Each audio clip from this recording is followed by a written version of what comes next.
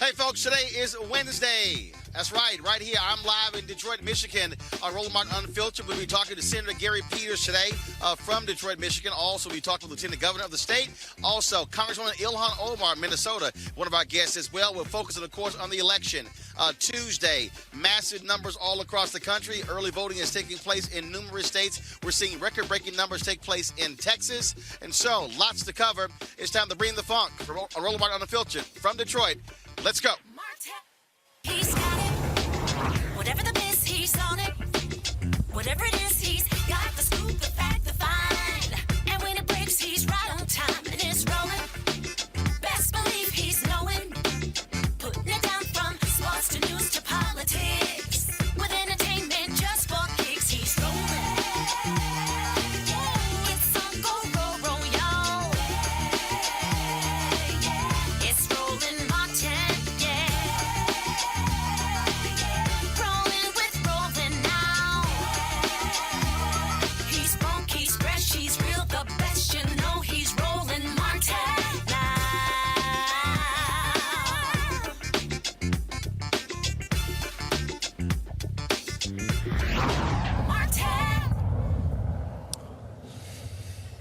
All right, folks, welcome back. It is October 28th. It is Wednesday. Okay, of course, the election is taking place on Tuesday, 6 days away, 6 days until Election Day. So many different things are happening as the candidates are actually going down, to the wire, traveling all across the country, folks, making the case in terms of who should win, not just in the presidential race, but also in the U.S. Senate races. We'll be talking about all of that.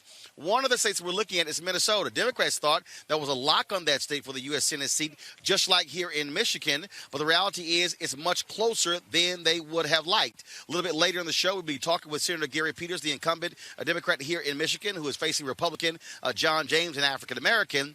But there's a race happening in Minnesota.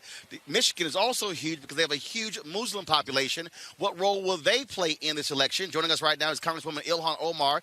She, of course, a Democrat in her first term from Minnesota. Congresswoman Omar, how you doing? I'm doing great, Roland. How are you? I'm doing great. Glad to have you here on Roland Martin Unfiltered. I want to make this happen for quite some time. And, of course, coronavirus threw a monkey wrench in everything, but certainly glad to have you on the show. First, congratulations winning your primary. One of the things that was interesting, all the folks out there were saying that you, Congresswoman Tlaib, as well as Congresswoman Ayanna Pressley and Congresswoman Alexandria Ocasio-Cortez, y'all were facing these tough challengers. All right. four of y'all blew your challengers away. So what did you make of all the folks who were saying that, they could somehow lose after their first term in Congress?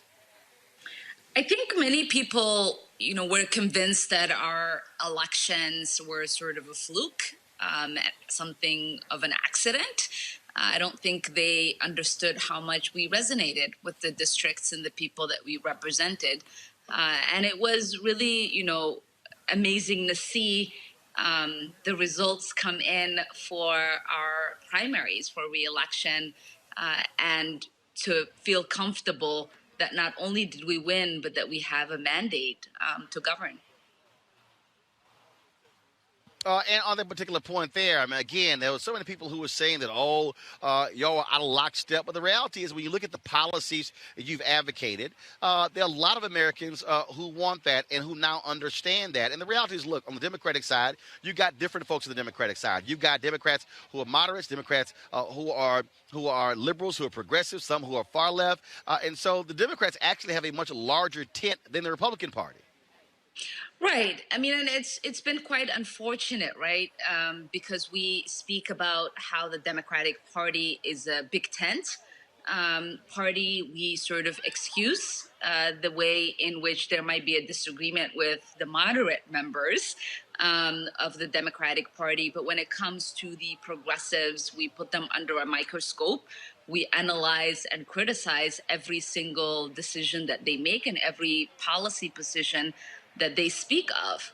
And we've, give people the opportunity to say, I'm taking this vote, I'm advocating for this position because of my district.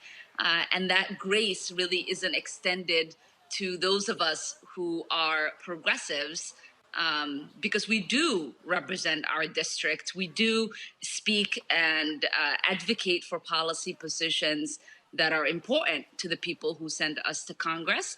And you know, for many of us, we come from these communities where urgent change is needed, and we speak from that place of urgency.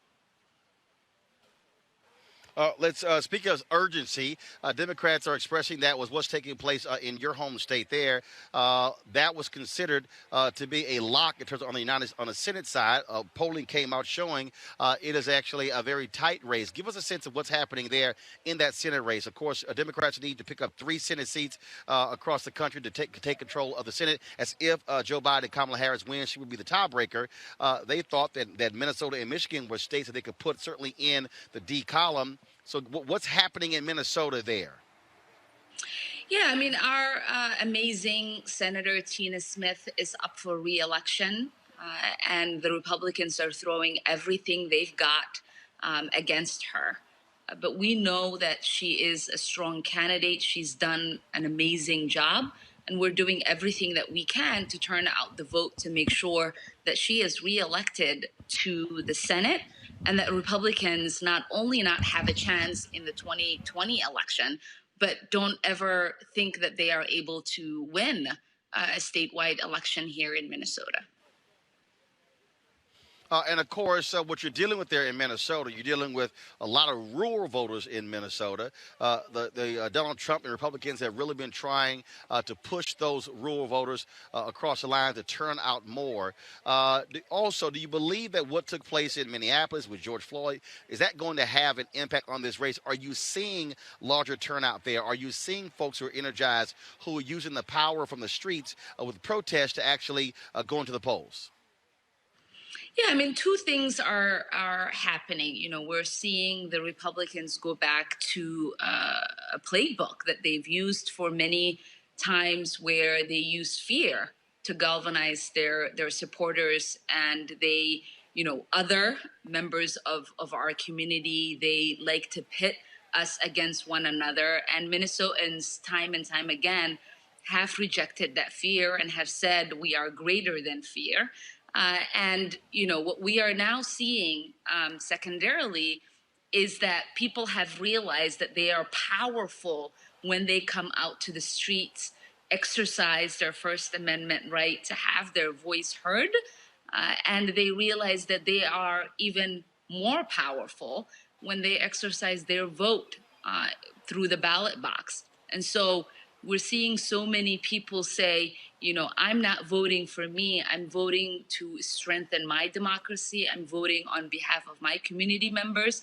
I'm voting because of the love that I have for the things that I want to see changed. Last question for you. I'm here in Michigan, where they also have a tough Senate race with Senator Gary Peters running against Black Republican John James. Michigan has a huge Muslim population. A lot of people may not realize in 2000, Grover Norquist was the one who was responsible for really coordinating them and rallying them behind then Texas Governor George W. Bush. How do you believe Trump's attacks out of the gate when he was in the first month with the Muslim ban? How do you believe that is playing in Muslim communities in Michigan, in your state, and across the country? So, I mean, you know, the Republicans believe, and Trump really believes in this, that their fear and hate will galvanize their base. But what we believe is that it will galvanize the Muslim community, the Black community, the immigrant community, the refugee community, you know, the Somali community in my own state, to come out in mass numbers because they're being galvanized by the love that they have for one another. What we saw in 2016 is that 80,000 votes propelled Trump into the presidency. Those were votes that were cast in Michigan, in Pennsylvania, in Wisconsin. And we believe that we can have turnout that will allow for us to win all of those states, including winning Minnesota again. All right, Congresswoman Ilhan Omar, we certainly appreciate you joining us right here on Roland Martin Unfiltered. Always good to see you, and certainly, again, congratulations on winning your primary. You should be coasting to an easy victory on Tuesday night. Thank you.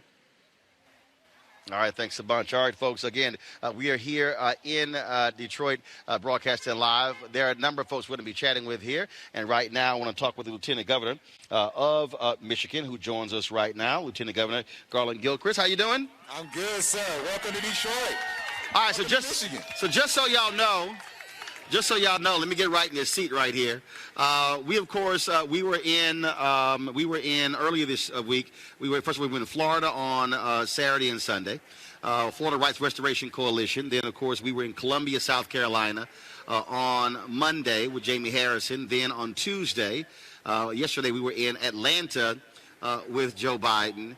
I didn't mind any of that at all. And then, but we realized we were coming here. I had to pack these damn hoodies. There's a reason why I left Chicago after 6 years. I do not like coming to the Midwest between the months of October and June 2nd. But we're here. I have not worn a wool cap the entire year. In summer, fall, but I had to bring one out here, and thank goodness I had my Black Voters Matter one, and they actually were here yesterday in Detroit. They are in Flint, Michigan today. I talked to Latasha Brown and Cliff Albright, and so I look forward to seeing them tonight. So Lieutenant Governor, let's talk about what's happening. I just finished talking with Congresswoman Ilhan Omar about Minnesota, but also Muslims. This state has a huge Muslim population.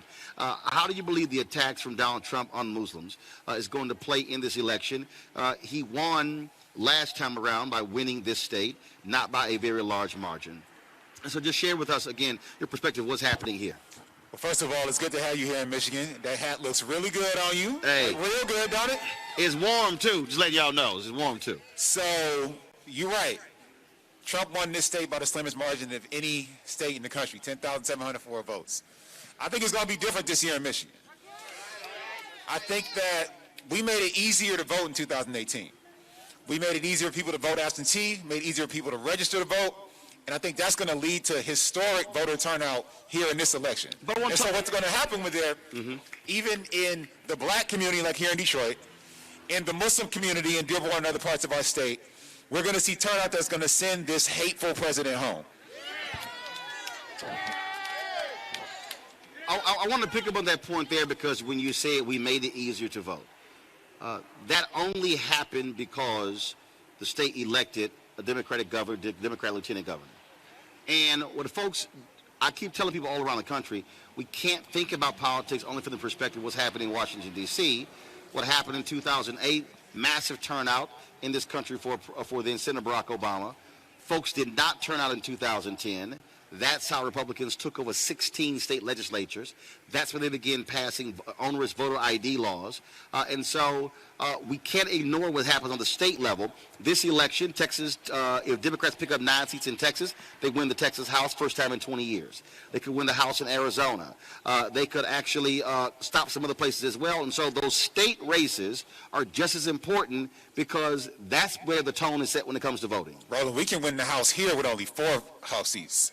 There's only 4 House seats we need to flip the Michigan House of Representatives. And when was the last time the Democrats controlled the House or the Senate here? That was the House and the Senate? The House or the Senate. That was more than 10 years ago.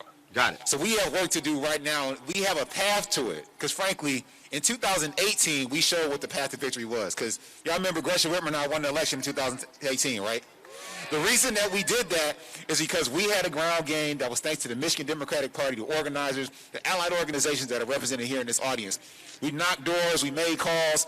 We continue to do that all the way since 2016. After the victory in 18, we never stopped. And so that's why we built those relationships that have worked even this year when we had to put it on pause because of the pandemic. That's what's going to get us to victory for those 4 House seats. We have a chance to flip the Michigan Supreme Court to get a Democratic majority there. Every election on the ballot matters here. So we're not only going to re-elect Joe Biden and Kamala Harris. We're going to send Gary Peters back to the Senate.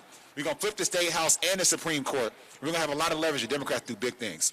One of the things that we have been looking at is polling data in this state. We've been talking about this across the country, about what is happening, especially with black men. In this particular, in the Senate race you're talking about, the last poll that was produced, black men was around 17% for John James. And then we saw the same, 14% for Tom Tillis in North Carolina. It was very interesting. I went to the John James website. There's no mention anywhere on his website he's a Republican. Like I went through the whole website. You swear he's running black. There ain't a lot on that website, period. So, what is happening in this state in terms of really, because look, you got some folks who say, hey, I want to support the black man for the United States Senate. I make the point, though, he also made it clear that he supports Donald Trump 2,000%. So if you vote for John James, you're essentially voting for Mitch McConnell. John James has no plan for black Michigan or black America, period. The reason that I have made it my mission to organize black men across this state, I marched 200 black men to the polls in Detroit 2 Saturdays ago. I marched black men to the polls in Flint, Saginaw, Benton Harbor, and every place in between. We are going to have record black male voter turnout here this election because, again, we can go vote now. We can go vote now in Michigan because the voters decided that we needed to be able to vote now and vote early. So I think what you're going to see is black men recognizing their power. We've never had so many campaigns speak so directly to black men in our history. God bless our sisters. You have built the political power to have the leverage to have campaigns speak to you. Now it's time for black men to step up. And as a black man, as the highest ranking black elected official in the history of the state of Michigan, I think it is my responsibility to make sure that our power is felt and it will be felt now and always. So that's the difference that we're going to make here in the state of Michigan. All right, then. Last question for you. And when we talk about election is one thing, but I keep making the point to my audience that is what you also do after the election. Earlier you said y'all didn't stop organizing. And I think that is a lesson for many African Americans. And let's just be honest, and people can disagree all you want to, but y'all know I'm not lying. Obama wins in 2009. I argued that black people were the only folks who stayed at the inauguration parade when everybody else left. That we were so excited to see a black first family, we forgot that we said, oh, he's the first black president. We forgot he's the 44th president. Everybody else made demands. Everybody else had an agenda. And so I keep saying we have to keep pushing after the election. And so Biden-Harris wins. They must understand we are going to be right there saying, you said you were going to do this, this, this, this, this. We expect to see this, this, this, this. And the same goes for Senator Gary Peters and for anybody else who's running. If you make promises, we expect you to keep them. All right, well, all of y'all know and have seen over the last 2 years what happens when you elect Democrats to office in Michigan. We elected Democrats all the way across the top of the ticket. And we've had some historic wins. Y'all know about clean slate? Automatic record expungement, the most progressive package in the country to clear people's criminal records. That's something that I worked on and led personally, that we got that for second chances for people in the state of Michigan. The state of Michigan has been the leader in responding to racial disparities in coronavirus. That virus was killing our people at 5 times the rate it was killing everybody else. We've been able to flatten those disparities because the state of Michigan, Democrats, focused on it. John James and the Republicans, they have one plan. Their plan is to wait for you to die, whether it's due to the pandemic, whether it's due to your health care in general, whether it's due to the economy, whether it's due to our education system. They want to wait for people to die. But Democrats aren't going to wait for people to die. Instead, we're going to organize, and when we win, we continue to work. And that's what's going to keep us going forward. All right, Lieutenant Governor Gilchrist, I certainly appreciate it. Thank you so very much. Thank you, sir. All right, I appreciate it. Thank you very much. All right, folks, I got my panel back there in D.C., so I want to chat with them a bit. A. Scott Bolden, former chair of the National Bar Association Political Action Committee, Robert Patillo, executive director, Rainbow Push Coalition, Peachtree Street Project, and Monique Presley, legal analyst, crisis manager. I'll start with you, Robert. The point we've been making on this show has been about black men, but also black women on the issues. We've been across this country, again, last week, Raleigh, North Carolina, Florida, Columbia, South Carolina, Atlanta, here. I'll be in Jackson, Mississippi on Sunday. What we are seeing, Robert, is significant black turnout in early voting and also mail-in voting. I think you're going to see numerous records broken this year. Well, I think you're absolutely correct. What we've done by focusing in on Republican Republican efforts at voter suppression is be able to plan for these things months ahead of time. We were meeting with the Secretary of State in Georgia back in June and July to make sure we were able to break down some of these barriers that have been put in place for voting. There's always been this almost stereotype of Black people not being as interested, not wanting to turn out, not having inclination towards voting. No, in reality, we had barriers and walls put up through voter suppression and other methods to ensure that we did not have the ability to vote. So because of that, you're going to see people such as Warnock be competitive, Mike Espy be competitive, Jamie Harrison be competitive across the board in ways that we haven't seen since Reconstruction, quite frankly. And as we work on building these political coalitions and building this political agenda, just as you said, after the election, if we're able to deliver again as we've delivered in the past, because remember, Obama would not get out of the primaries in 2008 if it was not for the Black vote. He would not have won in 2012 if not for the Black vote. As we work on building these coalitions, when we pull this across the finish line, we have to ensure that we are there at that negotiating table to get exactly our share of the governmental resources that we pay into.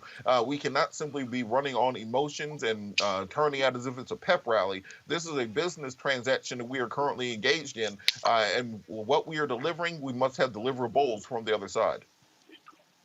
Monique Presley. Sisters have been meeting every single week for the last several months. I challenged A. Scott Bolden last time we were on the show to show me a comparable group of Black men doing it. He is still trying to find that. He never sent me a text or an email. The point I keep making is if you don't mobilize and organize, you can't get what you want. No, you can't. And I am just very thankful for Black Women United, which is not an additional organization because who needs another organization? It's a collective where all of the different organizations that Black women have been functioning in and working in and organizing for years have come together around perspectives about which we can all agree and unite. One of those being Senator Kamala Harris deserves to be the next vice president of the United States, and she should be respected. So we see to it. And before she became the nominee, we saw to that. Making sure that Black women's objectives across the board are being met by constantly producing challenge to the current administration and the next one. Obviously, we want to see Biden in office, but we're already talking agenda, just like you just finished saying, Roland. This is not about a feel-good session. This is about putting people in office who can do the things that we need done. And I really wish that there was a Black Men United that was doing the same thing. But unfortunately, Scott, we've seen Ice Cube and others talk about a Black agenda, folks making various demands. The point I will continue to make is you cannot get anything unless you are organized and mobilized to get it. I said it to Ice Cube. I said it to Diddy. I keep saying to all of them, you got to be organized and mobilized. Simple as that. Yeah, you're absolutely right about that. And while the organizations that focus on Black men, like 100 Black Men, the fraternities, and what have you, while that is okay and effective for those groups that are parochial to their interests, it's still a bit of a scattershot, if you will. When you talk about Diddy and you talk about Ice Cube, their belief that somehow they have leverage on the Democratic Party, it's really a false notion. That's the argument for being even more organized than we are right now. They don't call politics political science for no reason. It's called political science, right? Science is organized and disciplined and has outcomes as well as deliverables. And I just think when we focus on Black men and getting them to the polls, that's a short-term piece. The Black women are very impressive. They're independent of any label. They've come together, for example, and said, listen, we're going to make a difference. And they believe that they're going to make a difference. They act like they're going to make a difference. And Black men need to do the same thing, not just separated in different organizations. So I agree with you. I want to talk about We'll talk about something in South Carolina where there's a victory there. No voter will have their absentee ballots rejected based on signature mismatch. The argument is that election officials are not trained to actually match signatures and that methodology. This is a result of a lawsuit filed by the Lawyers Committee for Civil Rights under law. It was decided in the Charleston District Court. Again, Monique, shows why our civil rights organizations are critically important, because Republicans are trying to toss as many ballots as possible. And they argued, how can you know who somebody's signature is if that's not what you're trained to do?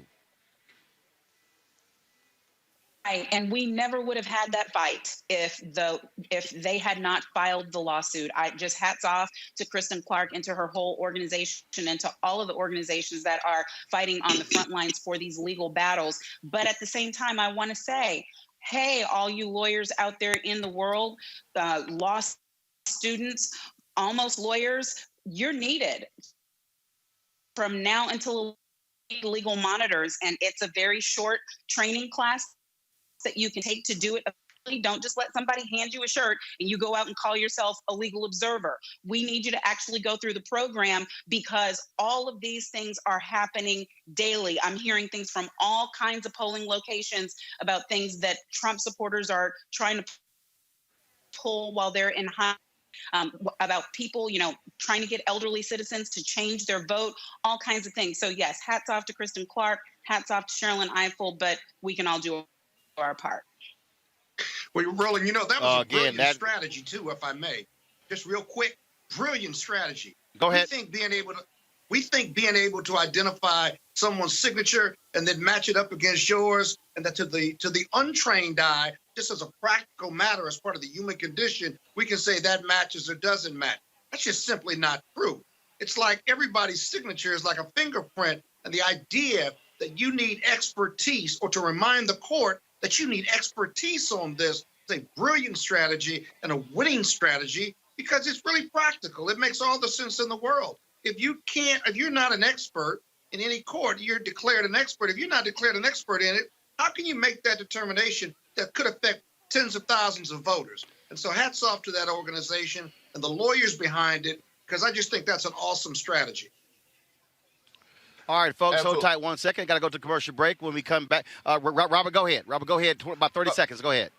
Well, I think this puts a focus on the fact that one of the first priorities of the next Congress and the next president is going to have to be a nationwide comprehensive reform of our voting rights, or what we lost in Shelby versus Holder, in addition to creating nationwide standards so that we do not have this scattershot effort where every state has its own different set of barriers put in place to prevent people from voting.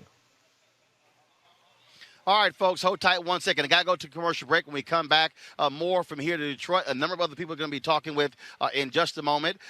From here, we're talking about, of course, the election all across the country.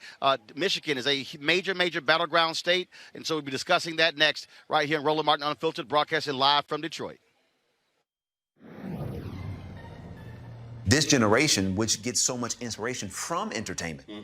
This generation is influenced. I mean, every generation has their influence. Yep. But I would argue, by and large, when you talk about Harry Belafonte, or you talk about, how it was, in the 60s, 70s, and even 80s, there was, you had the entertainers, you had the church, you had the activists.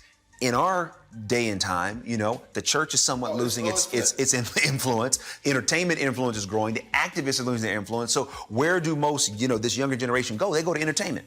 And so the influencers' entertainment can actually move the needle. And when you see people become active, I love how this younger group of people are saying, wait a minute, we don't like what just happened with Kavanaugh. We're going to do something about it. We don't like the fact that there's no gun control. We're going to do something about it. And I do think that as tragic as these events are, they are becoming more galvanizing to get this younger group of voters, which is so influential, to get out and do what we know they can do, which is to help move the needle in a massive way.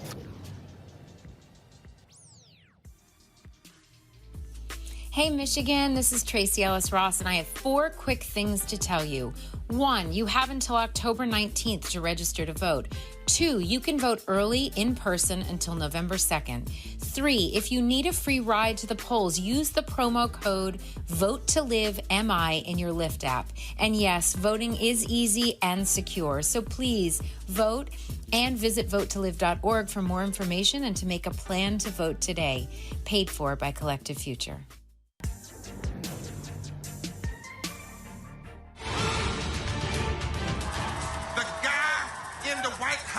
is a mortal, not a god. The members of the Congress, they are mortals, not God. Bowing down is not enough. We will stand up again. We will march again. We will preach again. We will organize again. We are black. We are white. We are Latino. We are Native American. We are Democrat. We are Republican. We are independent. We are people of faith. We are people not of faith. We are natives and immigrants. We are business leaders and workers and unemployed. We are doctors and the uninsured. We are gay. We are straight. We are students. We are parents. We are retirees. We are America. And we're here, and we ain't going nowhere.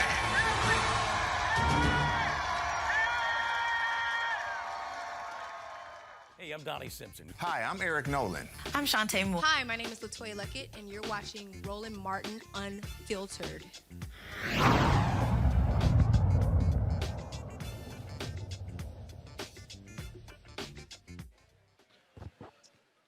All right, folks, welcome back to Detroit. We are here, of course, focusing on the election. So here's the deal, y'all. We were supposed to do this inside, and I said, well, if we're going to come there, no sense of doing it inside.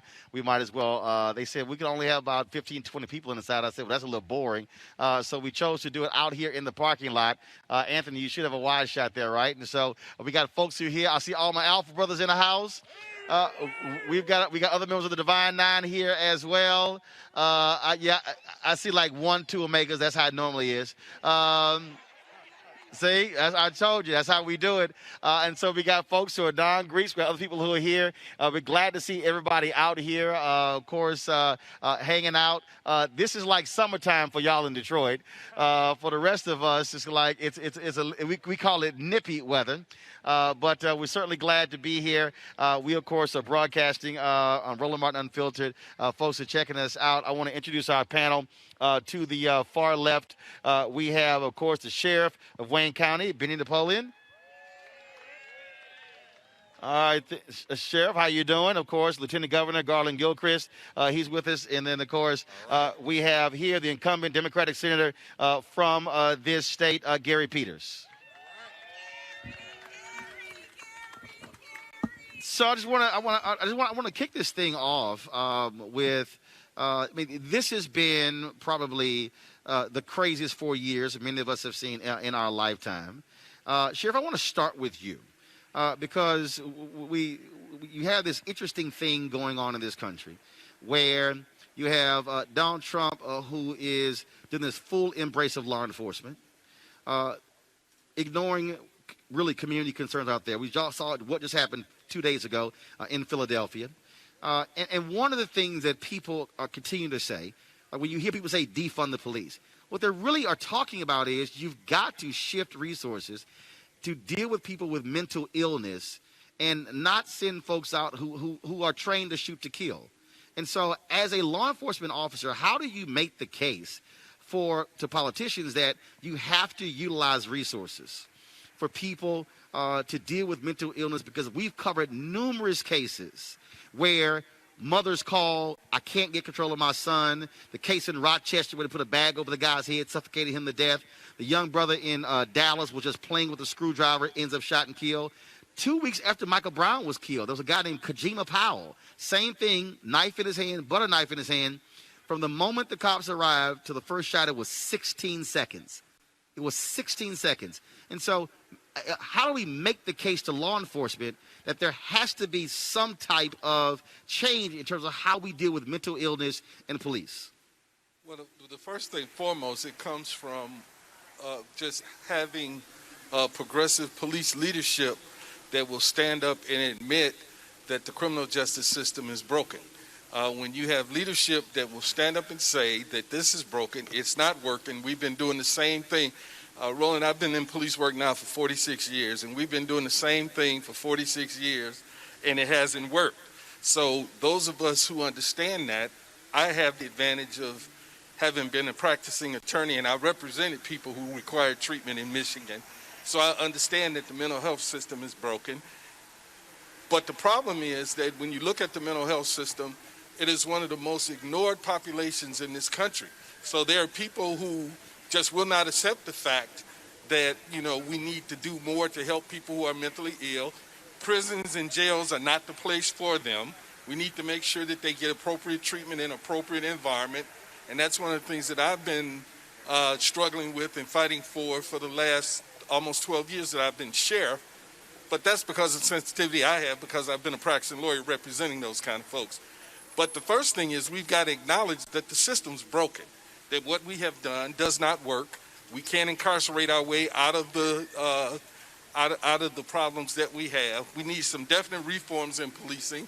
I ain't ashamed to say it. I've been saying this for the 46 years that I've been in police. Police officers should be willing to live in the communities that they police. My saying is you need to lay your head where you make your bread. If you want to police a community, you should be willing to live there. That's right. Without question. And there are a lot of other things that have to happen. But Lieutenant Governor Gilchrist is a perfect example. In Missouri, Republicans lead the state legislature. They, for some reason, they want to completely control what happens in St. Louis. They actually overruled St. Louis leadership and passed a law that got rid of the requirement that to be a St. Louis police officer, you had to live in the city of St. Louis. And you sort of have this constant effort, this battle that's back and forth. And I keep making the argument, black folks are not at war with cops. What we are at war with is being killed by cops. We are at war with being killed. We are at war with disinvestment in our communities in all of its forms. Every call for justice is a call for equity and investment, and that includes investing in the supports that our people need for the services that they need. Because the sheriff is right, and I applaud Sheriff Benny Napoleon for being one of the more progressive sheriffs in the country, for being willing to say, we need to get people help, not put people in jail. That the direction is not toward prison, but it should be toward progress. It should be toward rehabilitation. And that costs resources. That is why, as Lieutenant Governor, I have been focused on reforming our jail system, saying that we don't need to arrest everybody. Some people do things, they just need to get a citation. We don't need to put people in jail because they don't have enough money to pay a fine. Instead, we should give people other ways to get an incentive to show up to court. There are more creative ways for us to build safe communities, and that starts with, first of all, investing in our people, investing in our education system. Governor Gretchen Whitmer and I have introduced the most equitable education budget that has been put forward in Michigan in a generation. That is how we begin to make the differences in delivering true public safety for our people. Senator Peters, we just watched Republicans come back, ram through a Supreme Court nomination, Amy Coney Barrett, and then when they finished, went back home, made no move on coronavirus, made no move on the folks who need that unemployment help, made no move when it comes to police reform as well. Yet I was in Atlanta last night in a restaurant trying to get something to eat, and I'm seeing this ad where the Trump campaign, they're showing clips from Joe Biden, the 1994 crime bill, and all the faces of these black men, basically saying Joe Biden put all these black men in jail. And I'm going, what the hell are y'all actually doing to help the very same people? And so speak to what it's like dealing with the United States Senate, where Republicans change the rules at their whim and don't care about any process or customs or anything along those lines. Well, you're right, Roland, and it is outrageous when you think about all the time that we spent to deal with the Supreme Court nominee when people are struggling right now. As I travel all across the state of Michigan, and my colleagues here will know, the one thing everybody talks about is how are we going to get through this pandemic? How are we going to deal with the health crisis that we're dealing with? How are we going to keep families with a roof over their head, be able to put food on the table? How are we going to keep small businesses alive so they can continue to prosper when the economy starts moving up? And the Republicans said, well, no, it is more important to put through a Supreme Court nominee right now.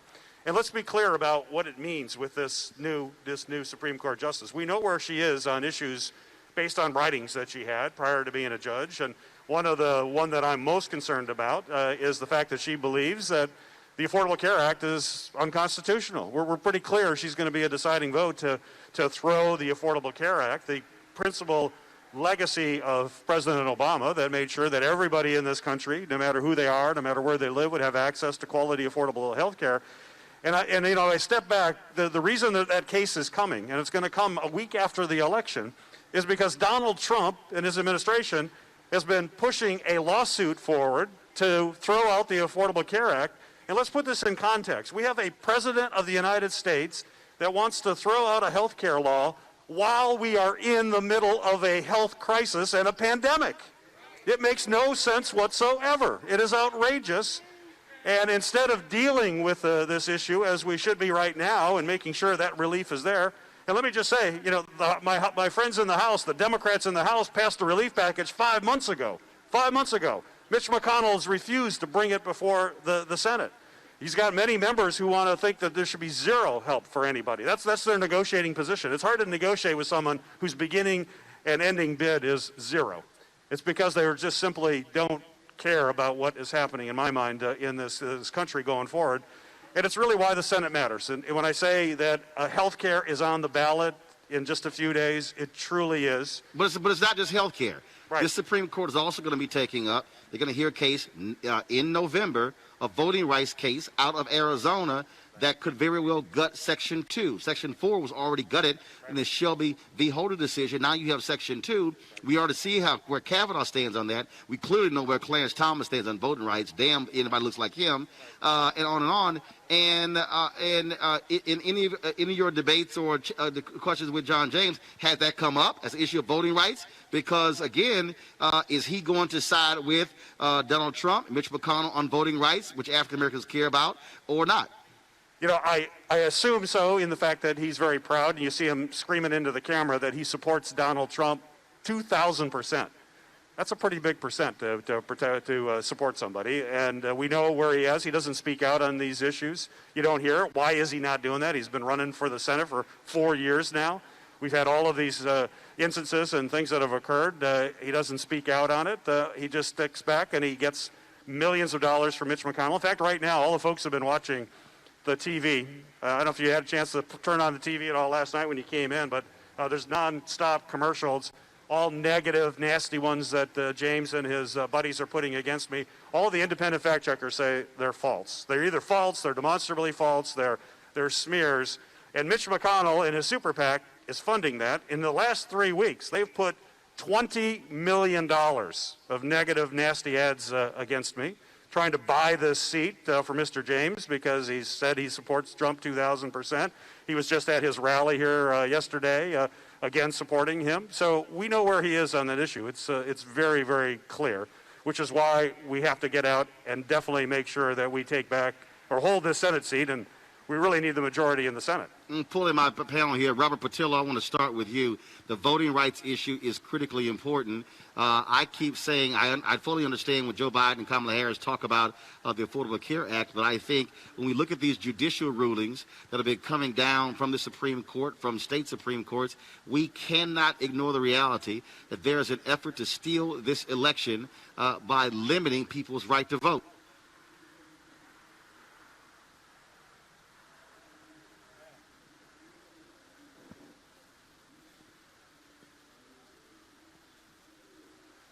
Robert, I can't hear you. Fine, get Robert's mic fixed. Scott Bolden, take that same question. Absolutely right. You know, I often say that the Democrats, despite the polls, have got to run like they're behind because the Democrats are running against Donald Trump and the GOP. They're running against voter suppression, and they're running against Russian interference. And the empirical data is out there to support that.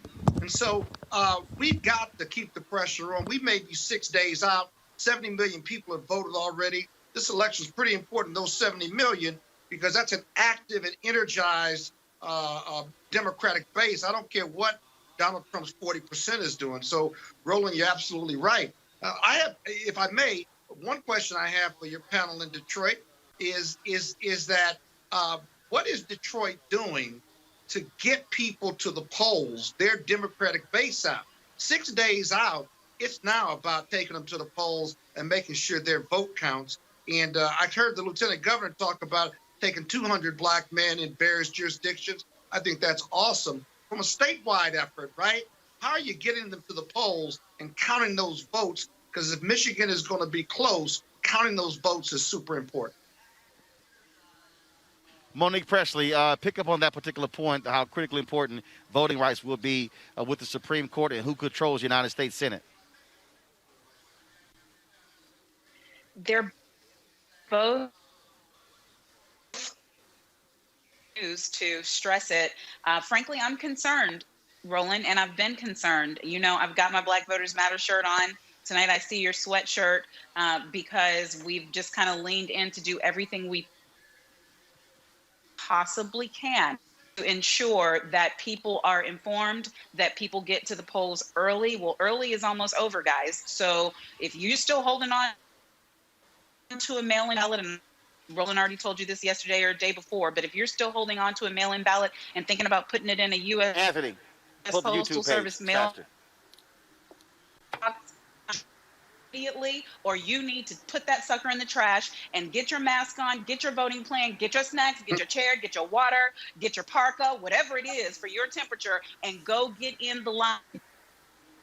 I went and it was an easy process for me. We just started in Maryland on the 26th, but I was busy on 26th, so I went in today, and it was easy. But even if it's hard to go, because they're doing every single thing they can, so en masse have to be astounding, overwhelming, to the point that even the vote they steal from them won't matter. Robert Patillo, go right ahead with your comment. I was on Iraqi TV trying to explain this election to the Middle Eastern audience, and they couldn't get over the concept of that people are waiting in line in the world's most developed democracy for 45 minutes, an hour, 3 hours at a time to early vote. They don't understand the concept that our democracy can be hacked by foreign governments, that we're looking at foreign influence from everyone from Iran to China to Russia. So this election security issue, which this administration has not taken seriously, has to be at the forefront. We are now in a battle for the question of democracy itself. That's not hyperbolic in any way, shape, or form. And I think that one of the things we have to make sure is a crucial and central element in this next administration, assuming that the right side wins, is the fact that we have to reform our voting system from the bottom up. Because right now we have not had confidence in any election since the year 2000, and I don't know how much longer we can continue riding this broke down car down the street before the wheels start falling off completely. Come back here, Lieutenant Governor. I want to come to you on that point. When we talked earlier, you were talking about the changes that were made in this state when it comes to voting. I mean, the attacks that we are seeing on voting are astounding. Literally, Donald Trump is saying, "Do not count any ballots after Tuesday night," which is ludicrous because we've had numerous elections where stuff happened where they kept counting. First of all, states don't have to certify the results for the Electoral College until December. So this idea that you can't continue counting ballots after Election Day is nonsense. And also, if it's postmarked by their deadline, what's the issue? I mean, this is a clear, blatant attempt to steal not only a presidential election, but Senate elections as well as state elections and local elections. Donald Trump is such a criminal, y'all. I mean, there's no other way to slice it. And he lies about everything, but he told the truth about voter suppression. He really does want to make sure that our votes don't count. Well, the thing that I believe about elections is that you can't cheat if we blow them out. The record turnout that we're going to see in Michigan is going to make it that much more difficult for Republicans to cheat. We have to overwhelm the cheaters and the liars. That's why I'm encouraging people. I use a different phrase. I use that scene from the movie Remember the Titans when he said, "Herman, leave no doubt." Hey, my Michigan. Now, did y'all hear Obama use that same line? Y'all know I've been using that line for a while, so.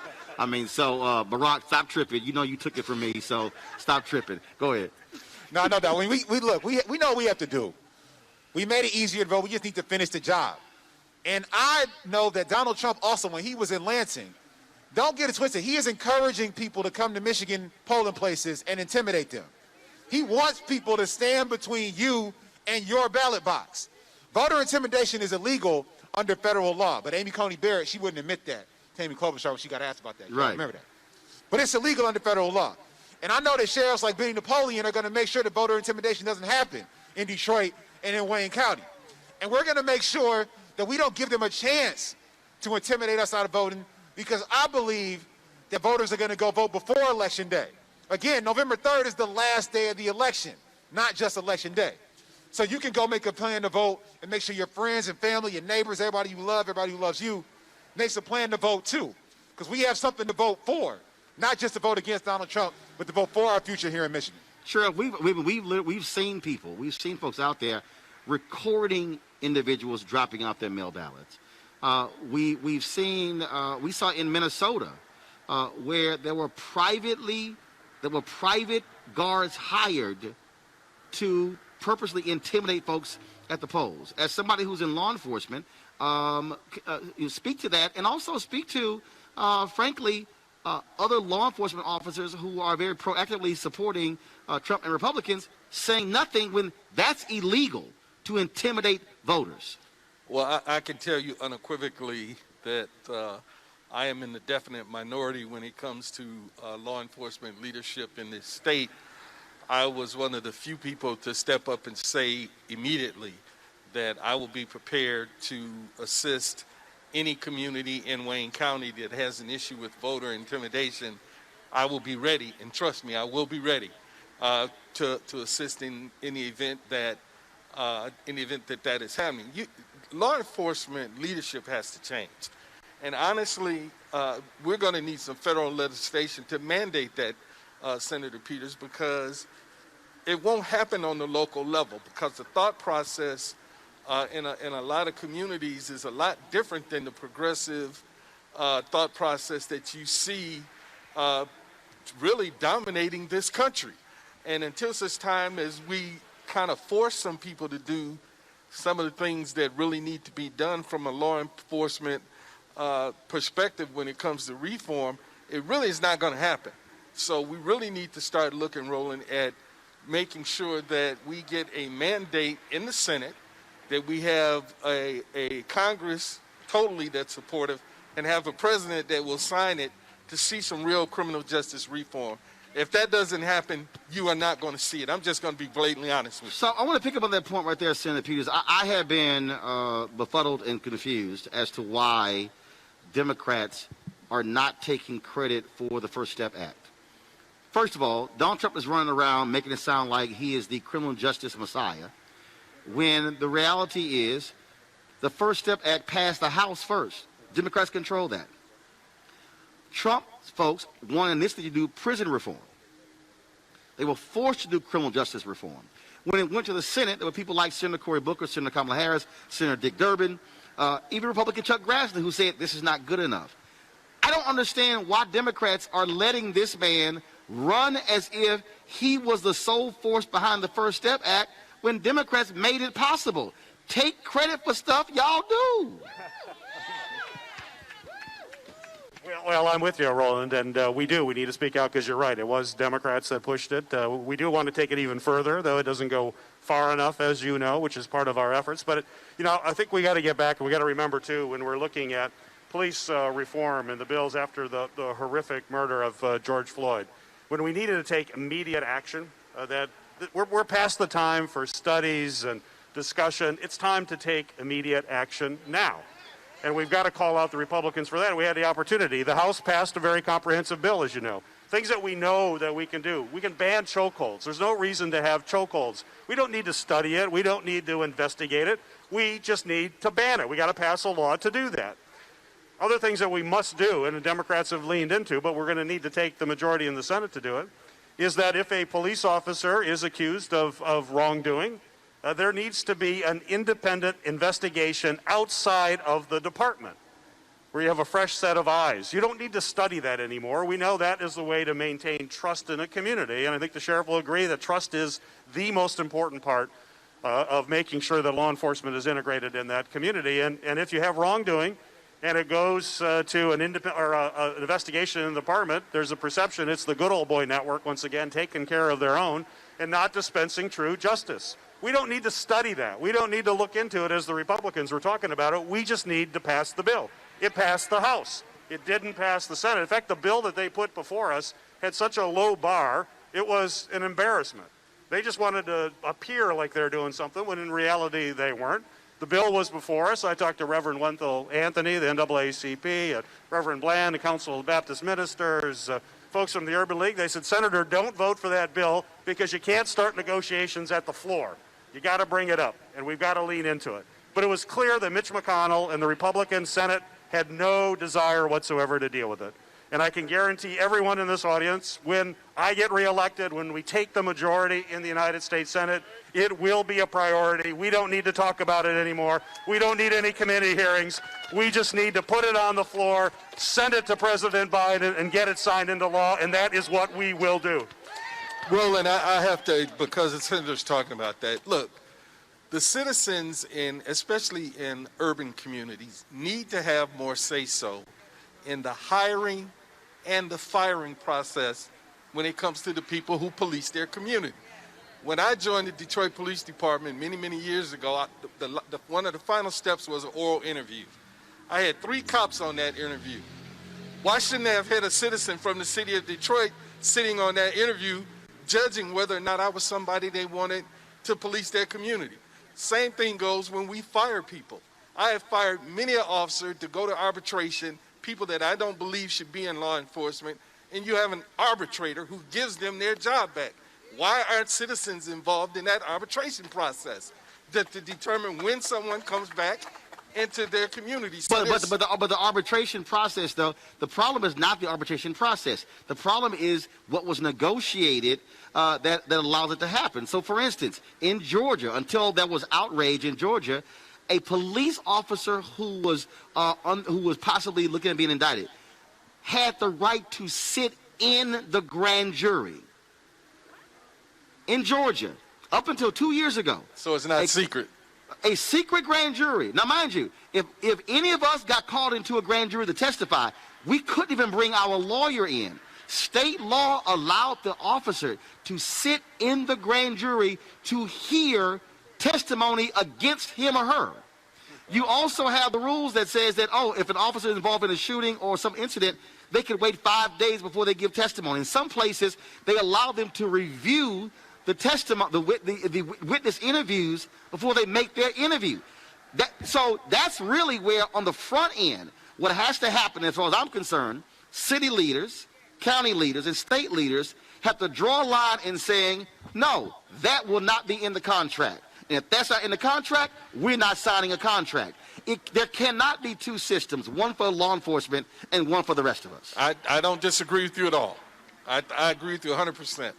I do support the arbitration process when it comes to wages and benefits and things of that nature, but there are other parts of it that really just don't make sense. I don't see any reason why I can fire a person as the leader of the agency, and then someone decides, well, the sheriff said that, but, I'm going to bring that person back, and then that person comes right back into the agency, and everybody says, well, I guess the sheriff can't really do that.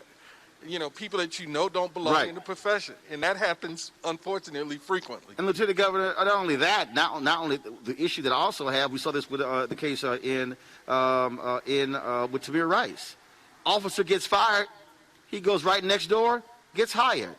I believe that if an officer gets fired, if they have been fired for a shooting or whatever, that license should be pulled, and they should not be able to be rehired in a county next door. So one of the things that we have worked toward in our administration, we have something in Michigan called the Michigan Commission on Law Enforcement Standards. That's what literally sets the standard for how law enforcement professionals govern themselves. This is a body that, until we took executive action this spring, had no civilian participation. It was all law enforcement professionals deciding how law enforcement professionals act. Last time I checked, law enforcement professionals don't only deal with law enforcement professionals. They deal with regular people.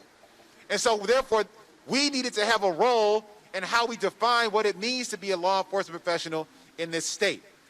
When we have that voice, including the Michigan director of the Department of Civil Rights and other civilians who we've appointed to that board, that begins to change the culture in what it means to be a law enforcement professional, how we train people, how we support law enforcement professionals. Because let's be clear, law enforcement is a hard job.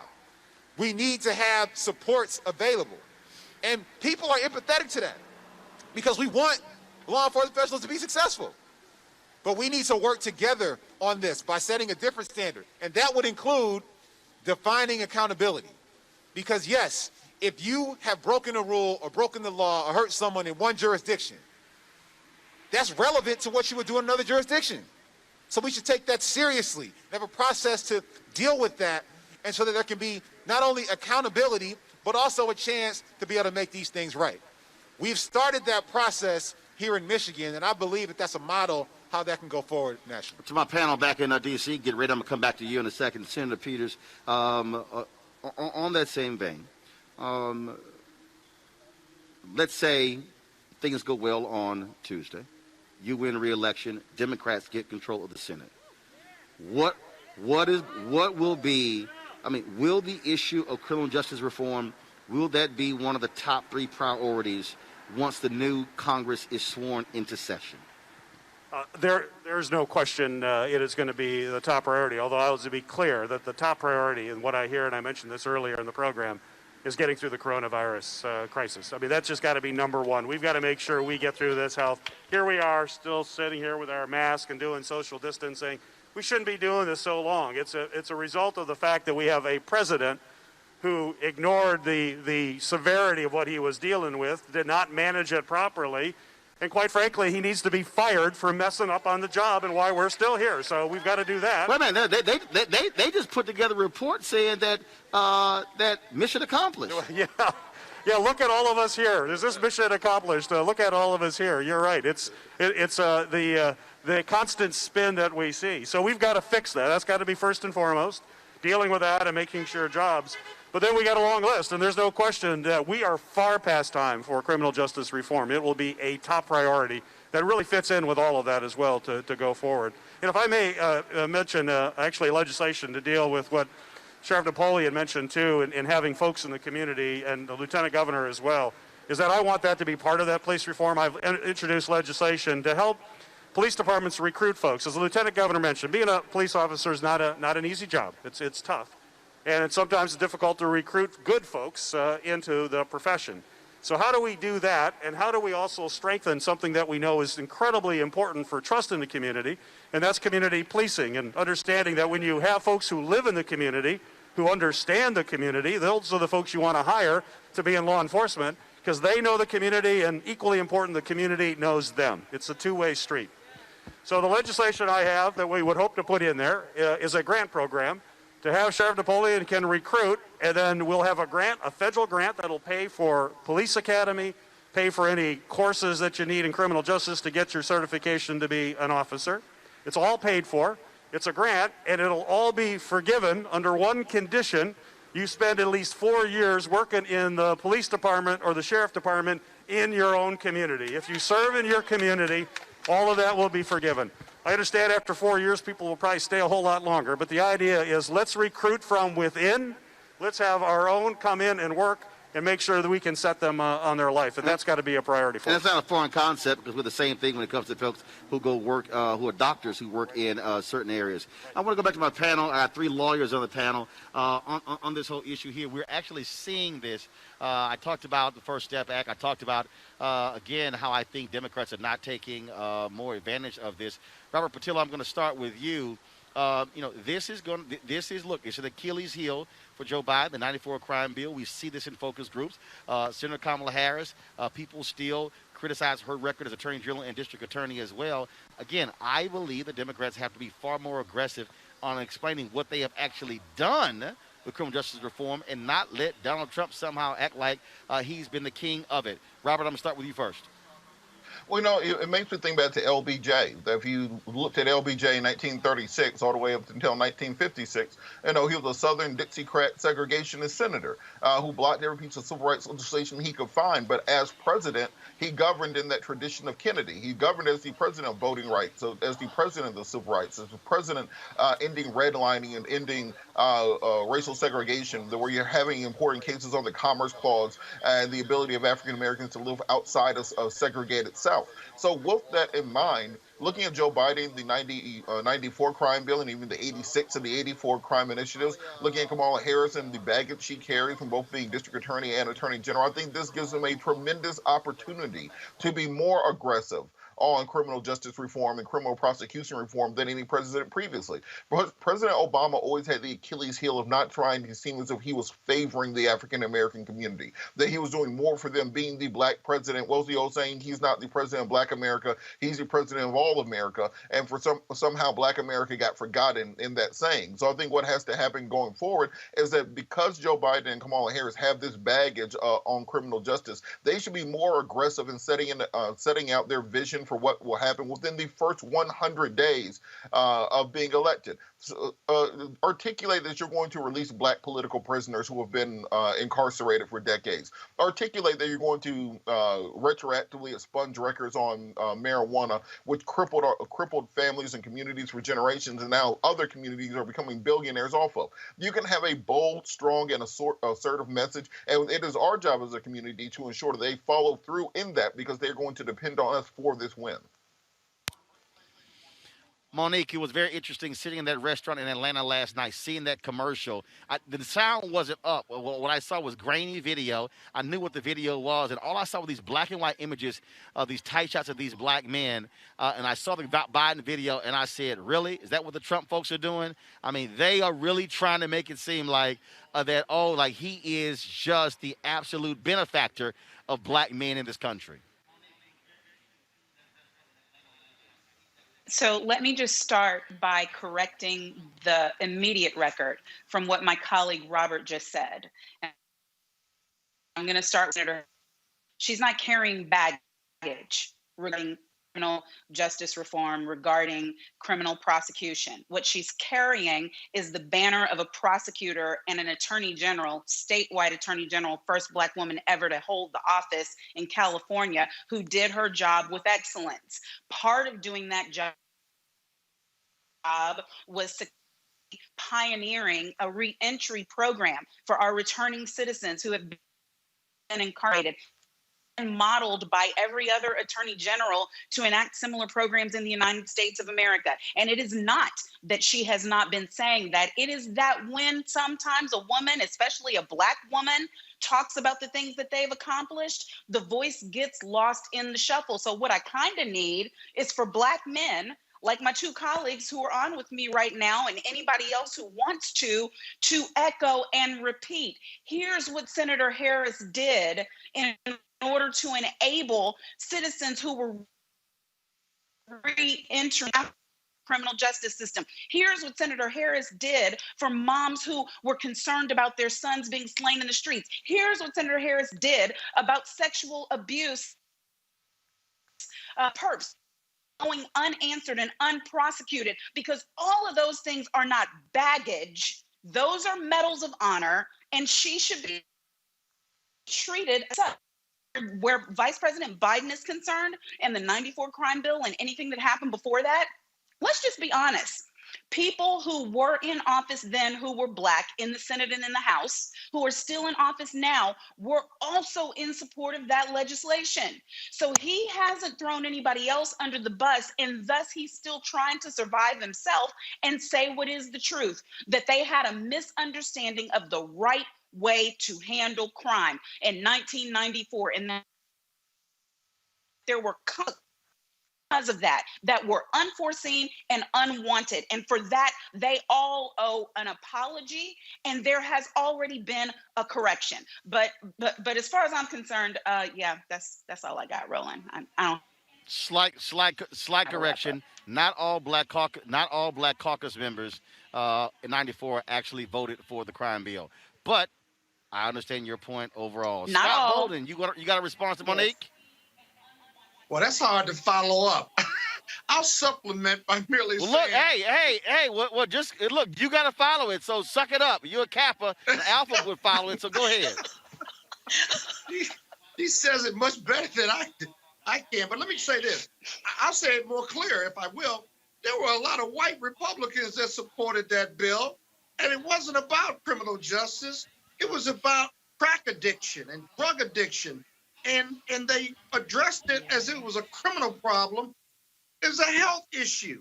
It was a health issue then, and all of a sudden the opiate crisis that affects more white folks than black folks, affects both of them. Now the Republicans want to treat it as a health issue. I'm glad they've come to the realization, but they can't apologize or take their hands off for the 1994 crime bill. And I wish Biden and Harris would just say that they supported it too. Mitch McConnell supported it too. And so I think the Democrats could do a better job of messaging on that. And then secondly, I was a former Black prosecutor in New York City, right? I was an asset to the community because I treated drug addiction and put people in programs because I didn't see it as a crime. I treated drug dealers differently, if you will. And I brought my set of values and my life experiences from my community in Joliet, Illinois, and in Atlanta, and my life experiences to exercising that incredible power of discretion. We better be glad we got Black prosecutors if they're committed to the community in those positions. So I have no problem with Kamala's leadership. She was outstanding, and she did more help for the Black community than incarceration for the Black community. It's a bottom line proposition, and it never stops being that. All right, folks. I could have lawyers talk all day. We'll be here all day. Gotta go to a commercial break. When we come back on Roland Martin Unfiltered, more from our panel here in Detroit. Lots more to talk about here with this election right here in Roland Martin Unfiltered, broadcasting live from Detroit. We'll be back in a moment. I mean, if you like the way it's that's what's going on around you, and that's the way it is, then fine. But I said, if that's how it is, then sit it out. But whatever happens, then you own it. And if you own it, then you can't complain about it.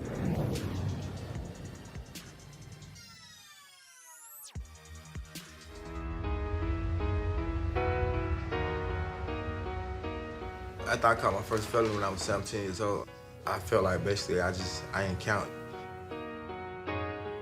My probation told me, you can't vote, you got a felony. It just made me feel like I wasn't wanted or I wasn't supposed to be involved.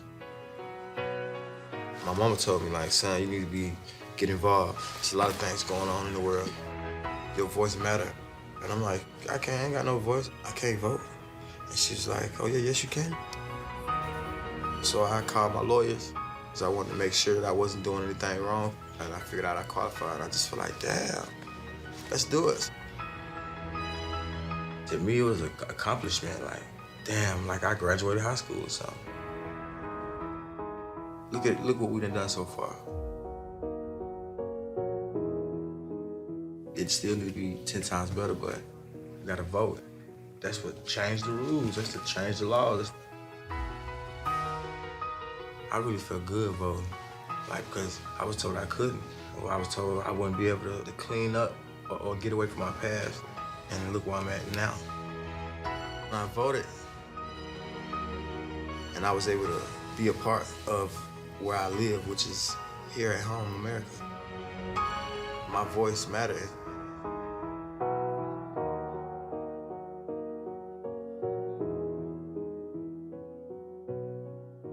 It's Nia Long. Listen, I'm where I am today because a lot of people believed in me. They knew I could make an impact if I had a chance to have my voice heard. In this election, voting is our chance to make an impact. So please, South Carolina, vote early, in person, between October 5th and November 2nd. And if you need a free ride to vote, use promo code VOTE2LIVESC in your Lyft app. Visit votetolive.org for more information. Paid for by Collective Future. All right, folks, welcome back. We're live in Detroit here at the this is the 14th congressional district, but they said the 14th Democratic office. It was like all the different titles here. And so what happened was, let me tell y'all, I called Congresswoman Brenda Lawrence, and I said, Congresswoman, I'm traveling around the country doing the show. Would love to come to Detroit. She said, fine, done, taken care of. And so she set this up. She was supposed to be with us, had a death in her family.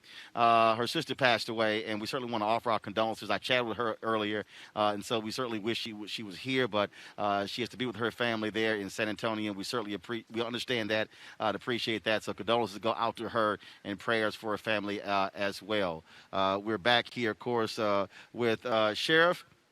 I call him Sheriff Benny. I told Sheriff in the break, I said, you need to get you some new mask, Sheriff. That mask is a little small. And he was struggling trying to talk. He kept pulling it down. I was like, come on, man, get your extra large mask. You trying to have that baby mask down there. And of course, Senator Gary Peters is with us as well. Just for a few more moments, Senator Peters, I want to start with you. We talked last time about priorities. One of the things that people want to know, they've witnessed what McConnell has done. They've witnessed Lindsey Graham lie and say, save the tape, roll the tape. We're not going to put a judge through. And this was after Kavanaugh. So when he tries to say Kavanaugh changed everything, he's full of crap because he actually changed everything. I have been getting this around the country. Folks want to know if Democrats get control of the Senate, are they going to learn how to use power and wield power and fight, as opposed to say, well, no, we're going to play by the rules, because obviously they ain't playing by no rules. Well, there's no question that we have a long list of things to deal with, as you mentioned, dealing with criminal justice reform, getting through the COVID crisis. We have to take action immediately to do that. And we would certainly welcome Republicans coming along with us, but I'm not naive. You're not naive. We understand what happened when I wouldn't ask them. Yeah. Senator, I'm just being perfectly honest with you. I'm of the school. If they ignored me when they had power, I'm going to ignore them. I saw a tweet the other day from Senator Marco Rubio. He says 52 legitimately elected United States senators went through a process and legitimately passed, voted for Senator Amy Coney Barrett for the Supreme Court. When I listen to them criticize, talk about court packing, first of all, let's be real clear. The United States Constitution does not require non-Supreme Court justices. We've had less, we've had more. That's all there as well. Democrats, if they choose to expand the court, the Constitution allows that power. I'm just simply saying that if they ignored y'all could just give them the hand if you got the numbers and say, we about to roll this thing through, because I just don't believe. I know Michelle Obama said when they go high, we go low. I say when they go low, hit their ass in the ankles. That's just me. But I'm just saying, but I'm saying I think a lot of people want to see Democrats fight and say, since y'all clearly do not want to play by the rules, fine. No rules? Gotcha. We're going to show y'all we can play this game too. Go ahead, I'm sorry. I just wanted to get that out, I'm just saying. Well, no, it is obviously we've got to take action. We've got to move it. We know what the House Democrats have done. We've got to be able to get it through the Senate and get it to Vice President Biden. We know that for the last 4 years, things have not happened that is impacting the lives of everyday folks all across Detroit, all across Michigan and the country. And when we have the majority, when we take the majority, which is why it's important, then we need to be held accountable for actually delivering to the people in Michigan and delivering to folks all across the country. The needs are great. You can be assured that we're going to do what we have to do to get this country back on track. A couple of more. We got one more minute with you, and that is obviously no Democrat can win without significant black support. Make the case to African Americans who are watching right now around the country why you should be the one they pick over John James to go back to the United States Senate. Well, I think folks should look at my record. I've had the privilege of actually representing the city of Detroit when I represented this congressional district in the 14th district, focused on issues that matter to folks in this community as well as around the state. I've been a champion for health care, and right now health care is definitely on the ballot right now.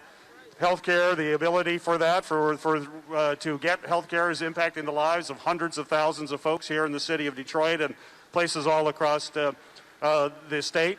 And I guess I'll just tell you the story related to the Affordable Care Act and what I think folks want in an elected person. I came in with President Obama. When President Obama was elected, I came in 2008, and immediately we had the Affordable Care Act. I was in a tough district. I was up in Oakland County, and I actually won a district. I was the first Democrat since 1893 to represent that district. And the President went forward with the Affordable Care Act, and as if you remember how contentious that was, and the big town hall meetings, and people hollering and screaming, and in my district, we had one town hall meeting with 1,200 people at a high school that were yelling and screaming, another 1,200 outside that were yelling and screaming to come in. And I said, well, I'm going to read this bill. And I'm going to read it and determine whether or not. I had my political folks say, Gary, if you vote for this bill, there's no way you're going to get reelected. It's just not popular. This is too Republican of a district. I read the bill. The more I read, I said, it's not perfect, but it really moves us in a way that we have to go. And at that time, thousands of people died because they didn't have access to quality health care. So I made a decision. I said, I don't care if I get elected or not. I'm going to vote for this. This is too important. And I'll tell you, I still remember vividly that day when it came up on the board in the House of Representatives, and I walked up, and you have to push a little green button to vote yes.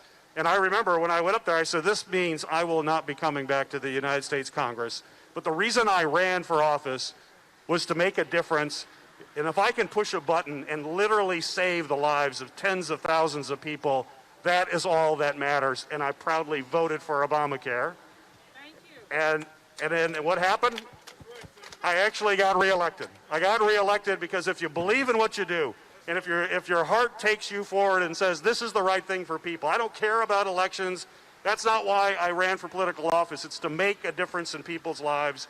I demonstrated that when I supported President Obama in passing the Affordable Care Act. I will continue to fight for the Affordable Care Act, that we make it even better and stronger. And if folks vote for me to have another term in the United States Senate, please know I do it from my heart, and I'm constantly focused on what's right for the people of the state of Michigan. That's what I do each and every day, and I'll continue to do it for another term. All right, Senator Garrett Peters, I certainly appreciate it. Thank you so very much. Thank you for joining me. So if you're asking, yes, we did reach out. I did reach out to John James' office. They didn't hit us back. So the black guy won't come talk to a black media show. So y'all just factor that in when y'all go vote. Senator Garrett Peters, I appreciate it. Thanks a lot. I'm going to go to a break. We're continuing our panel here. Well, actually, I'm not going to go to a break. I'm going to toss this back to our panel first, and I'm going to throw this question out. I guess I'll start with Scott Bolden. I normally start with Monique or Robert because, Scott talks too damn long. But Scott, but I'm righteous one of the things word. that I'm righteous in my word. Yeah, okay. One of the things that we also will be looking at, Scott, here when you look at these closing days. I mean, bottom line is this is not about trying to lay out more policy plans. This is really about stating your case right now to the voters. What should the closing argument be for Joe Biden and Kamala Harris? What should it be for Democrats in these closing days? Up and down the ticket, it ought to be Corona, the state of the economy because of the COVID virus, our plan versus their lack of having any plan, and then health care and improving Obamacare. You believe in the Democrats and you believe in your vote. It's a vote for hope, not fear. It's a hope for science, not fiction. And it's a hope for a better tomorrow for all of us, not just the 40% of the Republicans who are diehard Trump supporters. That's really what this election is about. And if I was Biden and Harris, I'd be hammering that home. If I'm running for the Senate, the House, or State House, I'd be hammering that home. 70 million people have voted already, majority of them Democrats based on some reports, and many more are going to vote. But that's really what's at stake. And the right to vote and the voters, the saturation of reminding people to vote has been more powerful than ever. But that's the choice voters have to make. And hopefully they'll make them for Biden, Harris, and Democrats up and down the ticket. Robert Patillo, closing arguments. What are they? We're in a battle for the nation's soul. We are in an existential crisis. We are living in a place where right now there are right-wing militias roaming multiple U.S. cities, where we're seeing a rise in white supremacy and white nationalism. We are seeing a situation where we do not have a national plan to contain an international pandemic. And while all these things are going around, we have a far right-wing media that is focusing on conspiracy theories and Russian propaganda. We have to have a return to normalcy where we have a government which is focused on the needs of the American people, your economic needs, your healthcare needs, your family needs, and every other need which the American people have, and not simply the enrichment of a small group of oligarchs. This is a question of what America will be for the remainder of this century. If we get this wrong, we do not know from where we'll have to come back from. Monique Presley, closing arguments. In case anyone has ever doubted it, leadership matters. And the absence of leadership matters even more. This in right now is directly because of an absence of leadership by the United States Congress specifically the Senate, and by the highest office in the land and supposedly the world, the United States president. We can end this chaos. We can end this confusion. We can stop having to go to virtual weddings, virtual funerals, virtual birthday parties. We can stop having to grieve separately. We can stop all of the things that we are experiencing due to failure of leadership by electing Joe Biden and Kamala Harris and voting blue all the way down the ticket so that they are not stymied when they get into office, but they have a Senate and a House who will back their plan. Our very lives depend upon it. All right, Monique, Scott, Robert, we certainly appreciate it. Thank you so very much. We're going to go to a break. We come back live here in Detroit. We'll have a panel here, and then we'll talk to actress Cheryl Lee Ralph as well. You're watching Roland Martin Unfiltered, broadcasting live from Detroit. We'll be back in a moment. I mean, if you like the way it's that's what's going on around you, and that's the way it is, then fine. But I said, if that's how it is, then sit it out. But whatever happens, then you own it. And if you own it, then you can't complain about it. Hey, it's Nia Long. Listen, I'm where I am today because a lot of people believed in me. They knew I could make an impact if I had a chance to have my voice heard. In this election, voting is our chance to make an impact. So please, South Carolina, vote early, in person, between October 5th and November 2nd. And if you need a free ride to vote, use promo code VOTE2LIVESC in your Lyft app. Visit votetolive.org for more information. Paid for by Collective Future. What's up, what's up? I'm Dr. Ricky Dillard, the choir master. Hey, yo, Peace World, what's going on? It's the Love King of R&B, Raheem Devon, and you're watching Roland Martin Unfiltered.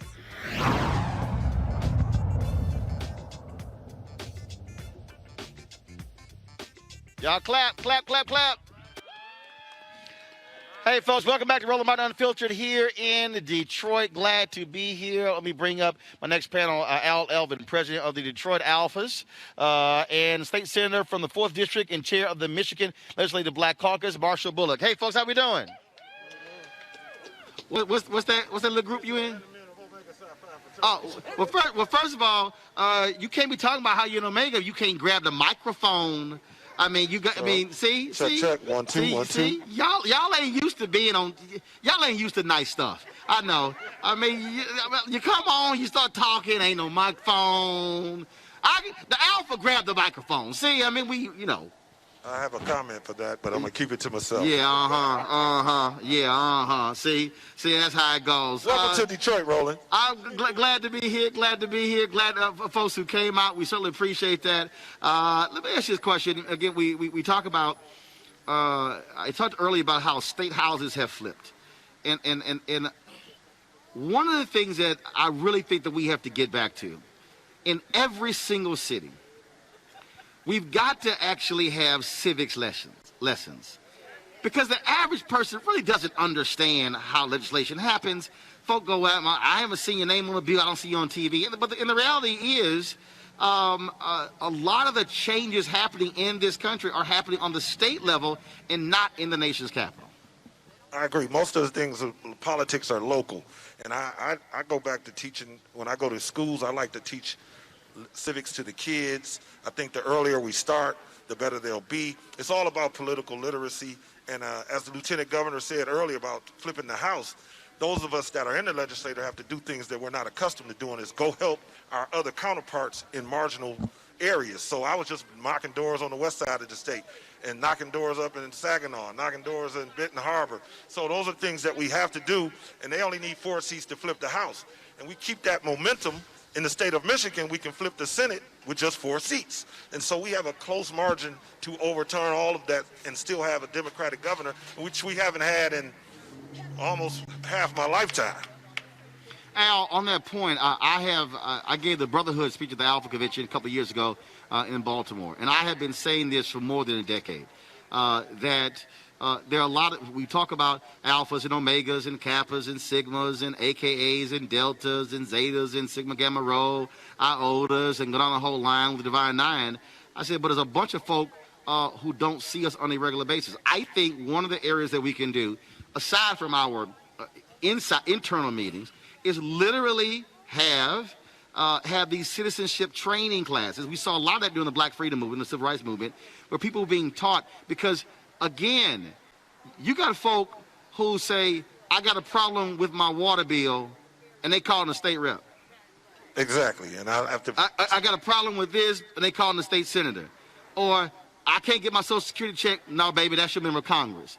And I think also how you connect the dots, because folks say, well, in this state, 90,000 people left the top of the ticket blank in 2016. 70,000 in Detroit. If half of those folk did not leave the top of the ticket blank and chose Clinton over Trump, she wins by 25,000. And I think people don't understand who appoints the federal judges, president, who confirms the federal judges, senators. So if you want federal judges that are going to be right-wing judges, then you're going to vote for John James.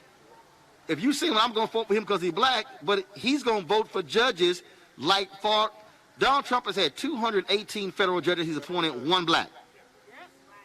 One out of 218. So the question is, who will John James vote for? Those are the federal judges who are ruling on voting, who are ruling on the environment, who are ruling on civil rights. And so we have to connect the dots for a lot of people who don't understand politics in that way. So I would certainly agree with that.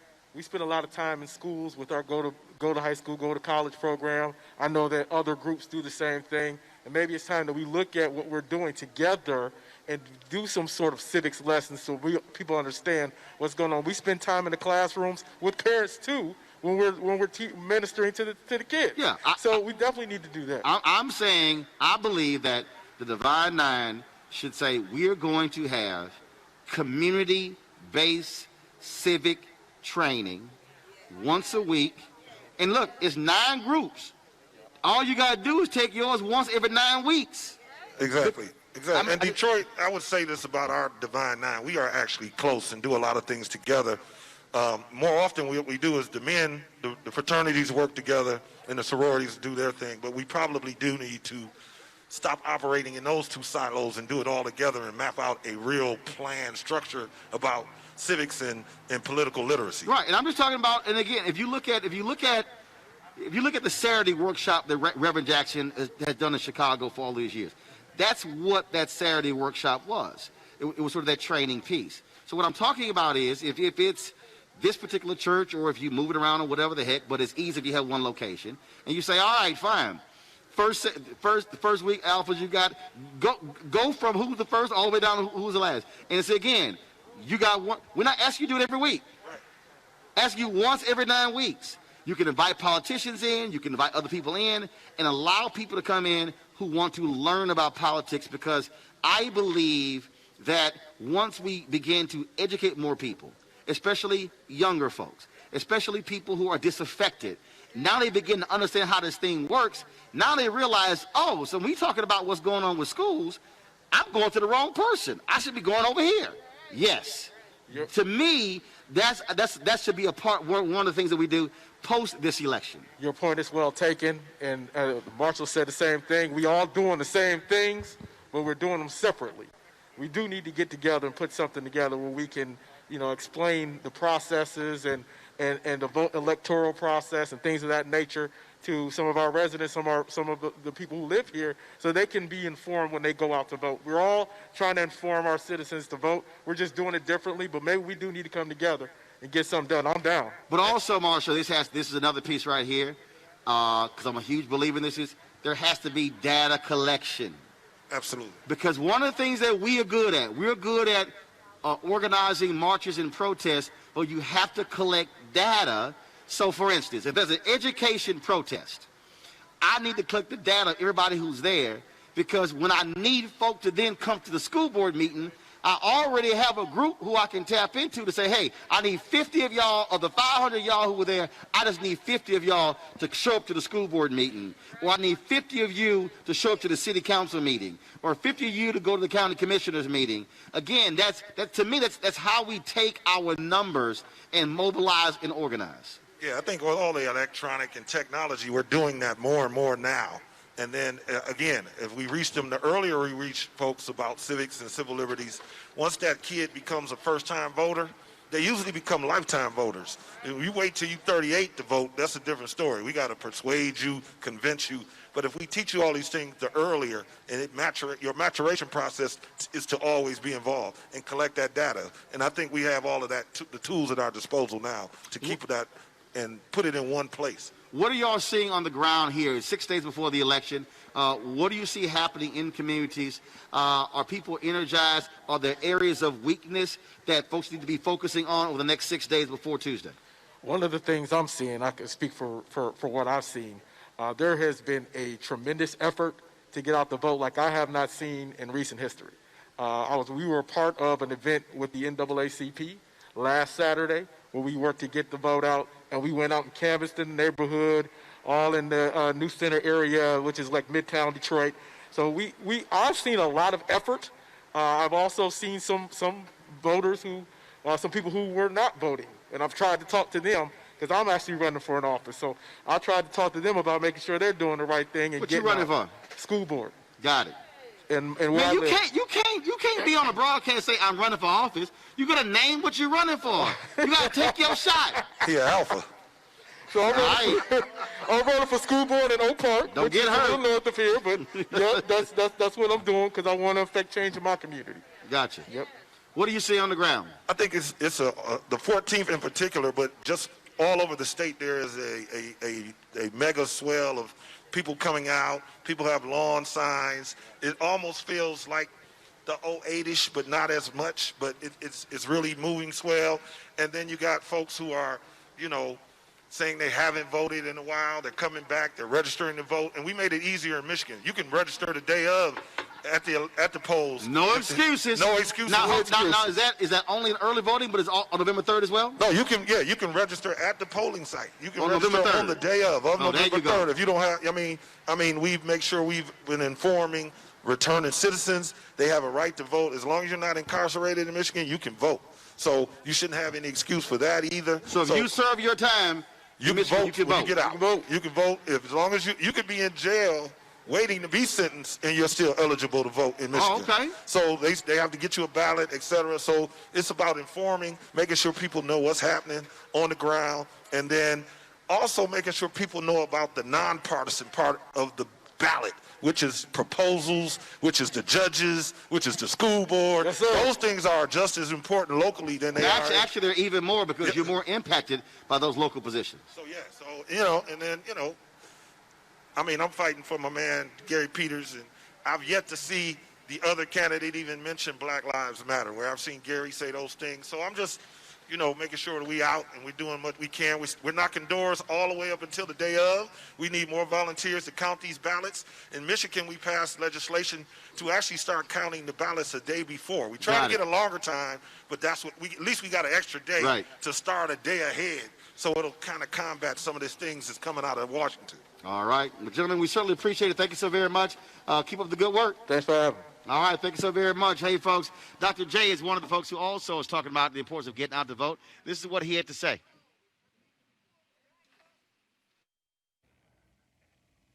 Hi, it's Julius Irving, Sixer fans.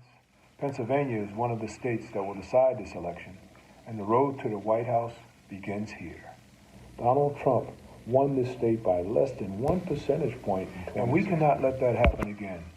Joe Biden is the president we need to slam dunk COVID-19, fight for equality, and build this country back better than ever before. Your voice matters. And we need to hear it on November 3rd. So please register to vote on iwillvote.com/PA.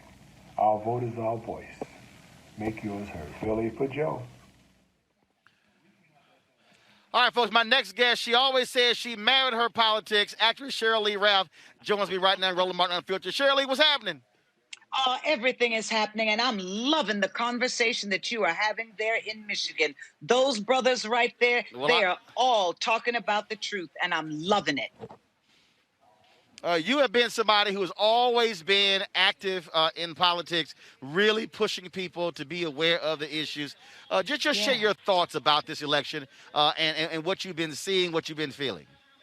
You know something, this election, like you've had people there saying, it is the election of our lifetime. Literally, our literal very life. There are people out there who would like to squeeze, shoot, beat, hang, slug the life out of us. We are seeing it take place in ways between meetings at stop signs with police officers that are ending in death, mental issues that are ending in death for young Black men. This is obviously systemic racism showing itself to us on the daily. And it is happening because COVID-19, under the complete lack of leadership of that orange occupier in the White House, has shown us just how bad it is. And anybody of color, Black, brown, who sits this election out, we all don't deserve what you're going to give us. So I encourage everybody, please get yourself together, go out and vote.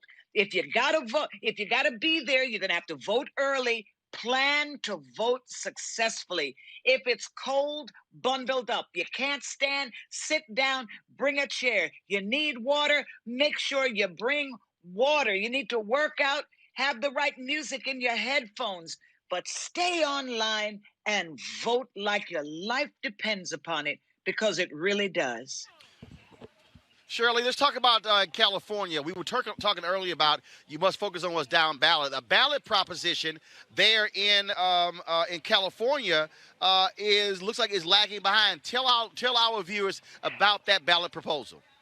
You know something, it's interesting. It's Proposition 16, and that is the equal opportunity ban. And I'm like, why are we letting the past divide us? Why can't we come together and vote on what is needed for the future? How we battle, how we combat systematic racism is by making sure that everybody has an equal opportunity and an equal shot at education.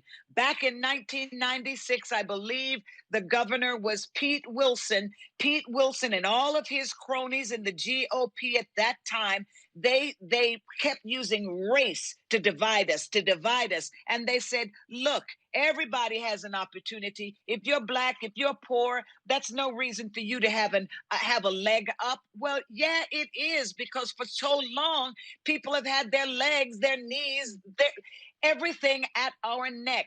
Vote yes on Proposition 16 so that we can have equal opportunity programs. We need them more than ever right now. And to say you don't want Proposition 16 is to say that, hey, people of color, Black lives, they don't matter. And that's got to stop. Yes on 16, California. Well, and on that point, there are other ballot initiatives all across the country. And in fact, that was a ballot initiative in 2018 that created a commission that would redraw lines here in Michigan because they got tired of the gerrymandering happening in the legislature. That's how people can change. The Amendment 4 passed in Florida, giving voting rights back to those that are formerly incarcerated. Republicans have been fighting that as well, upwards of 1.4 million people. And so we can't ignore those ballot initiatives, Shirley. We cannot ignore these things. And very often we vote for things not having the proper information, which is why what you were proposing, that organization, social organizations, sororities, fraternities, make the commitment to teaching young people about what it means to vote and vote properly. Now we've got record numbers of people coming out to vote in this election season. We need them to come back in 2 years. We need them to come back 2 years after that. We need them to keep up so that we can get the people, the leaders at the gate that we need, who understand what our needs are. But it doesn't happen unless people get into the habit of voting and knowing what they're voting for. Proposition 16 in California, it should not be lagging behind. People should be voting yes on that because we need equal opportunity and we need it now. All right, Shirley Ralph, I appreciate it. It's always great to have you on the show. Tell your husband what's up. Well, darling, like you said, I don't just live with my politics, I sleep with my politics. Senator Vincent Hughes of the great state of Pennsylvania, the great city of Philadelphia. Okay, it's having a little rough time right now, but all things matter. All right, then, Shirley, I appreciate it. Thanks a lot. Thanks, darling. Bye-bye. All right, folks, that is it for us. Hey, we want you to support Roland Martin Unfiltered, joining our Bring the Funk fan club. Look, we've been all over the country for the past week. Last week, we were in Raleigh, North Carolina, North Carolina A&T. We're at, of course, North Carolina Central. Then we're broadcasting in Raleigh from an early voting location. Over the weekend in Florida for the Florida Rights Restoration Coalition, their march, which took place in Orlando. Then, of course, on Monday with Jamie Harrison in Columbia, South Carolina. Tuesday with Joe Biden, Raphael Warnock, and John Ossoff. Of course, here interviewing Senator Gary Peters in Detroit and others. Back in D.C. tomorrow, but on Sunday, I'll be in Jackson, Mississippi with Mike Espy for a big Get Out the Vote rally taking place there. Then, of course, we'll be back in studio Monday, and we have our election night coverage. We're not going to be live from 6 to 8 because we're going to be broadcasting 8 hours that night on election night, covering all the races, and we're also going to have our show. We'll be simulcast on iHeartRadio's Black Information Network radio stations, about 20-plus stations across the country. So we will be actually on national broadcast on radio, plus right here on Roland Martin Unfiltered, every single on our YouTube channel, Facebook, and Periscope as well. Support us, of course, via Cash App, $RM Unfiltered, PayPal.me/R Martin Unfiltered, Venmo.com/RM Unfiltered. You can send a money order to New Vision Media, NU Vision Media, Inc., 1625 K Street Northwest, Suite 400, Washington, D.C., 2006. We've got about 13,200 folks who are now fan club members. Of course, we want to get 20,000 of those folks joining us, so please do so. So I will see you guys tomorrow. That's it. Want to thank everybody for making this possible, for setting this whole thing up. Literally, y'all, this thing was put together real quick. I called Congresswoman Brenda Lawrence last week, and she said, hey, we're going to do it. And so I want to thank all the staffers, everybody who made it possible, the folks who came out here, my frat brothers, folks with Divide 9, so many others who were here. We certainly had a great time, and so thank you so very much. Y'all keep supporting Roland Martin Unfiltered. I'll see y'all tomorrow. Y'all always know how I end the show. Real simple. Holla!